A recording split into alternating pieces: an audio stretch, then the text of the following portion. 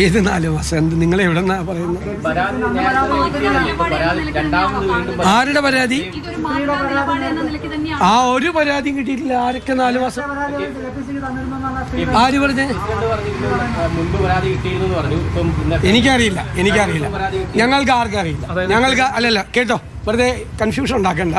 ഞങ്ങൾക്ക് ആർക്കും അങ്ങനെ ഒരു പരാതി കിട്ടിയിട്ടില്ല. ഒരു പരാതിയും കിട്ടിയിട്ടില്ല.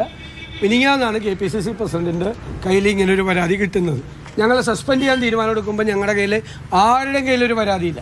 ഇങ്ങനെ ഒരു ആരോപണം വന്നപ്പോൾ അതിൻ്റെ ശബ്ദരേഖ കേട്ടതിന് ശേഷമാണ് ഞങ്ങളുടെ ബോധ്യങ്ങളിൽ നിന്ന് ഞങ്ങൾ നടപടിയെടുത്തത്. മനസ്സിലായില്ലേ?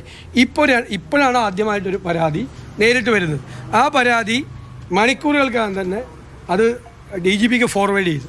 പോലീസ് അതുമായി FIR എടുത്തപ്പോഴേക്കും ഞങ്ങൾ പാർട്ടിയിൽ നിന്ന് പുറത്താക്കി. അല്ല ഇത്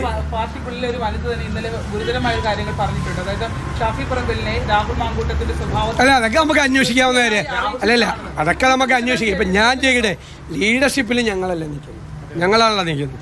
ലീഡർഷിപ്പ് നിൽക്കുന്ന ഞങ്ങളുടെ മുമ്പിൽ, ഒരാളുടെ മുമ്പിൽ, KPCC പ്രസിഡന്റിൻ്റെ മുമ്പിൽ ആദ്യത്തെ പരാതി കൊടുത്ത, മുഖ്യമന്ത്രിക്ക് പരാതി കൊടുത്ത കുട്ടി എനിക്കും KPCC പ്രസിഡന്റ് അതിന് ശേഷം തന്നിരുന്നു.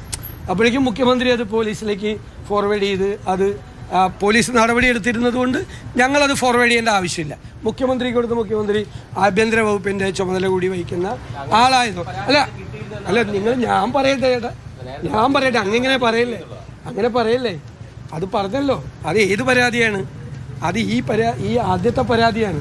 ആദ്യത്തെ പരാതി മുഖ്യമന്ത്രിക്ക് കൊടുത്തു കഴിഞ്ഞിട്ട് ഞങ്ങൾക്ക് അതിൻ്റെ ഒരു കോപ്പി കൊടുത്ത കാര്യം പറഞ്ഞത്. ഇപ്പോൾ മുഖ്യമന്ത്രി അത് ഫോർവേഡ് ചെയ്ത് അവിടെ തന്നെ നടപടി സ്വീകരിച്ചല്ലോ. അതിന് രണ്ടാമത്തെ പരാതിയാണ് ഞങ്ങൾക്ക് വരുന്നത്, അതായത് KPCC പ്രസിഡന്റ് വരുന്നത്. നിങ്ങൾ എന്തിനാ ഇത്രയും ടെക്നിക്കലായിട്ട് പോകണം? ആവശ്യം